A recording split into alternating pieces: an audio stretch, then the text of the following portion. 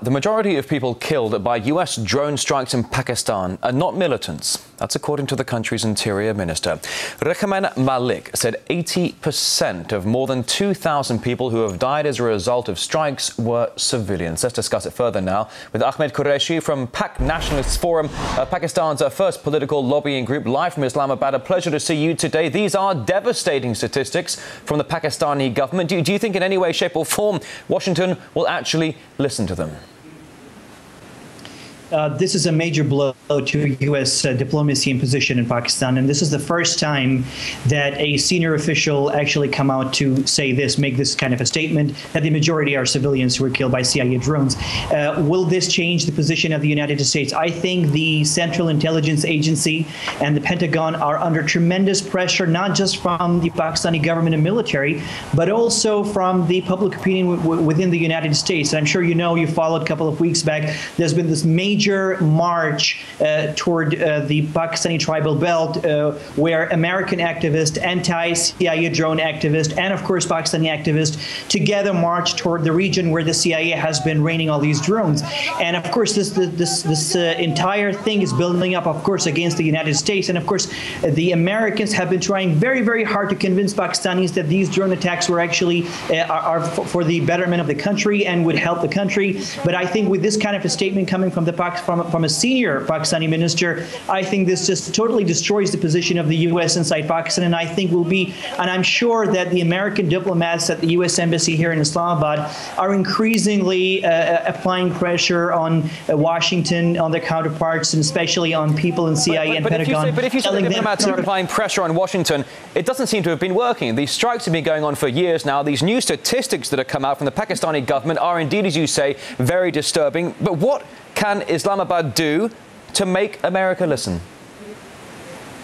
Well, it can do three very important things, immediate actions. Number one is to withdraw the permission for the use of Pakistani airspace. That's number one. Number two, if really things become really worse, Pakistan can also resort actually to shooting down one of the drones, and that is one of the options on the table. And the Pakistani Air Force and several people connected to the Pakistani Air Force have said this repeatedly, that they have the capability to do this, and they're just waiting for a decision from the government. And as I said, this is the very, very first time in the past decade that Pakistan government actually came out so strongly, so conclusively to say that civilians are being killed by the CIA drones. And let me just tell you one more thing. In addition to the statement on the CIA drones, the same minister also made a very interesting statement. He said Pakistan had seen 96 incursions and attacks from the Afghan soil inside Pakistan by militants.